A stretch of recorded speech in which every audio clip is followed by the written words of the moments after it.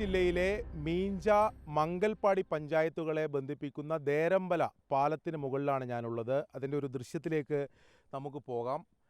ഈ പാലം 4 വർഷം മുമ്പാണ് ഇവിടെ ഉണ്ടായിരുന്ന കോൺക്രീറ്റ് നടപ്പാലം തകർന്നു പോയത്. അതിന് പകരമായി നാട്ടുകാർ കവുങ്ങൊക്കെ ഉപയോഗിച്ചുകൊണ്ട് ഒരു താൽക്കാലിക പാലം നിർമ്മിച്ചിട്ടുണ്ട്. ഇതിലൂടെയാണ് ഈ നാട്ടുകാരൊക്കെ സഞ്ചരിച്ചുകൊണ്ടിരുന്നത്. 2 പഞ്ചായത്തുകളിലേക്ക് പോകാനുള്ള ഒരു പ്രധാനപ്പെട്ട ഒരു പാലം കൂടിയാണ്. പലതവണ ഈ പാലം നവീകരിക്കണമെന്ന് ആവശ്യപ്പെട്ടിരുന്നു. പക്ഷേ അധികൃതർ അതിന് വേണ്ട നടപടി സ്വീകരിച്ചില്ല എന്നതാണ് നാട്ടുകാരുടെ പരാതി. എന്നാൽ ഇന്നലെ ഈ പാലത്തിൽ വെച്ച് ഒരു അപകടം നടന്നു. ആ അപകടം ഈ പാലത്തിന് മുകളിലൂടെ, ഈ കവുങ്ങ് പാലത്തിനോട് മുകളിലൂടെ നടന്നു പോകുന്നതിനിടെ ഒരു യുവതി താഴേക്ക്, അതായത് ഇപ്പോൾ മഴ പെയ്ത് അത്യാവശ്യം നല്ല വെള്ളം ഉള്ള സമയമാണ്, താഴേക്ക് വീണു പോകുന്ന അപകടമാണ് ഉണ്ടായത്.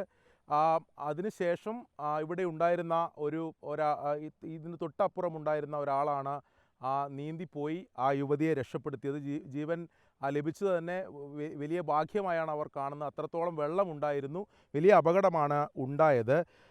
ഇന്നലെ ഈ പാലത്തിൽ നിന്ന് വീണുപോയ യുവതി നമ്മോടൊപ്പം ചേരുകയാണ്. എന്താണ് ശരിക്കും സംഭവിച്ചത്? ഞാൻ എൻ്റെ അനിയത്തി പുത്തൂരിൽ കോളേജിൽ പഠിക്കുന്നത്.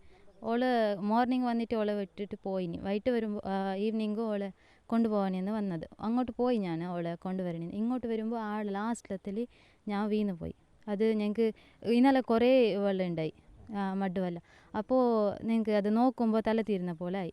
അത് വെള്ളം പാസ്സാവുമ്പോൾ അങ്ങനെ തല തീരുന്ന പോലെ ആയിട്ട് കാല് സ്ലിപ്പായി വീണിട്ട് വെള്ളത്തിൽ മുങ്ങിപ്പോയി. അതായത് അനിയത്തി കോളേജിൽ നിന്ന് വരുമ്പോൾ കൂട്ടാൻ വേണ്ടി അക്കരയ്ക്ക് പോയതാണ്. തിരിച്ച് നടന്നു പോകുമ്പോൾ ചേച്ചി അറിയാതെ താഴേക്ക് സ്ലിപ്പായി വീഴുകയാണ് ഉണ്ടായത്. ഈ കയ്യിലെന്താ ഈ രേഖകളൊക്കെ ഉണ്ടായിരുന്നു? എന്തൊക്കെയാണ് നഷ്ടപ്പെട്ടത്? എന്തൊക്കെയാണ്?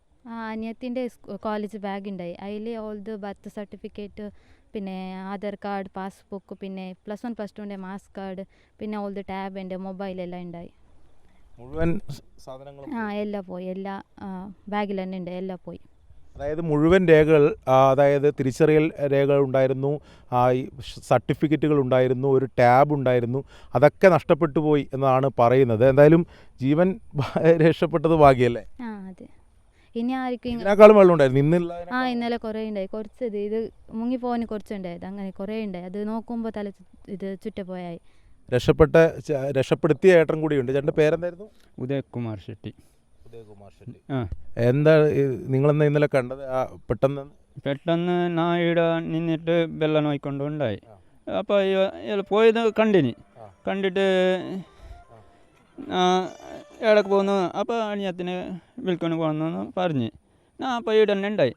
അപ്പോൾ അണിയത്ത് ഇപ്പുറം വന്ന് അയാൾ ഇയാൾ സുസ്മിത അപ്പുറത്തും ഇപ്പുറത്തും വരുന്നുണ്ടായി. ഞാൻ അങ്ങോട്ട് നോക്കിക്കൊണ്ടുണ്ടായി. അപ്പോൾ ഒരു ശബ്ദം കേട്ടപ്പോൾ ഇയാൾ അങ്ങോട്ട് തിരിഞ്ഞു നോക്കിയപ്പോൾ ഇയാൾ കാണുന്നില്ല. കാണുമ്പോൾ കുറേ താഴത്തിന് വെള്ളത്തിൽ മേലെ പോന്നു. അപ്പോൾ ഞാൻ എൻ്റെ ഇത് വിട്ടിട്ട് ഞാൻ ചാടിയിട്ട് നീന്തിട്ട് കുറേ താഴെത്തുമ്പോൾ കിട്ടി മേലെ രക്ഷപ്പെടുത്തി. എന്തായാലും അപകടത്തിൻ്റെ കാര്യങ്ങളാണ് അവർ പറഞ്ഞത്. അതായത് ജീവൻ തിരിച്ചു കിട്ടിയത് തന്നെ വലിയ ഭാഗ്യമാണ്.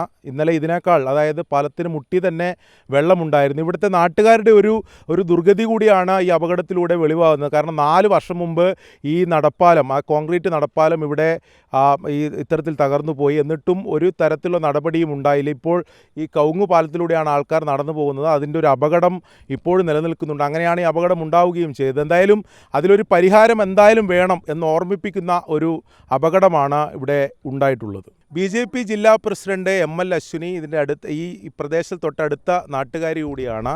ഇവിടെ സ്ഥിരമായി ഇടപെടുന്ന ഒരാൾ കൂടിയാണ്. സത്യത്തിൽ ഞെട്ടിപ്പിക്കുന്ന ഒരു അപകടമാണല്ലോ. അതായത് ഭാഗ്യത്തിനാണ് രക്ഷപ്പെട്ടത്. രേഖകളെല്ലാം നഷ്ടപ്പെട്ടു പോയി. 4 വർഷം മുമ്പ് തകർന്നുപോയ പാലാണ്. ഇതുവരെ ഒരു നടപടി ഉണ്ടായില്ല. 4 വർഷം മുമ്പ് ഞാനപ്പോൾ ബ്ലോക്ക് പഞ്ചായത്ത് മെമ്പറായിട്ടുണ്ടായിരുന്നു. അപ്പോൾ ഇതിൻ്റെ അവസ്ഥ കണ്ടുകൊണ്ട് അപ്പോൾ ബ്ലോക്കിലും അതേപോലെ MLAക്കും അതേപോലെ നമ്മൾ ഇറിഗേഷൻ ഡിപ്പാർട്ട്മെൻറ്റിലും നമ്മൾ കൊടുത്തിട്ടുണ്ടായിരുന്നു. ഇതൊക്കെ എന്തെങ്കിലും ഒരു അറ്റ്ലീസ്റ്റ് എന്തെങ്കിലും ഇത് വേണ്ടേ നമുക്ക്?